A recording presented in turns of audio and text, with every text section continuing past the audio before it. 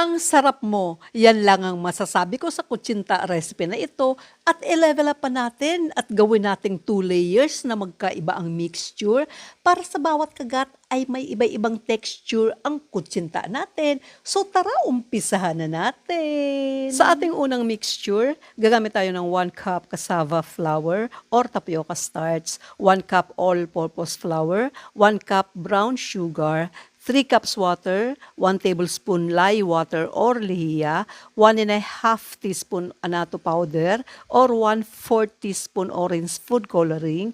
Pero depende na sa inyo kung gaano katingkad o kalight ang color na gusto mo sa kutsinta.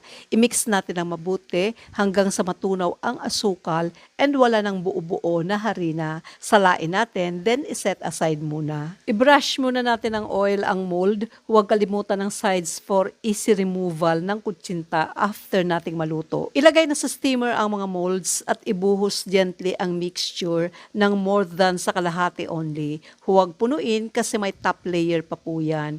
Dapat kumukulo na ang tubig before ilagay ang kutsinta mixture.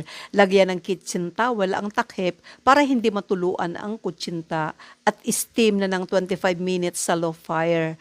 Ang minutes of steaming is nakadepende sa size na gagamitin mong molds. Habang nag-i-steam tayo ng kutsinta, gawin natin ang second mixture. Gagamit tayo ng glutinous rice flour, brown sugar, water, annatto powder, or orange food coloring, lye water. Mix natin hanggang matunaw ang asukal at wala ng buo-buo na glutinous flour. Salain at iset aside muna. Pagkatapos ng 25 minutes, buksan natin ang steamer at ilagay na natin ang top layer na mixture. Okay lang na medyo puno kasi hindi naman yan aalsa. Takpan ulit natin ng kitchen towel at steam ulit natin ng another 25 minutes. Pagkatapos ng 25 minutes guys, looking good na po siya at sakto ang minutes of steaming natin. Palamigin muna bago i-unmold. Nakagawa ako ng 4 na llanera.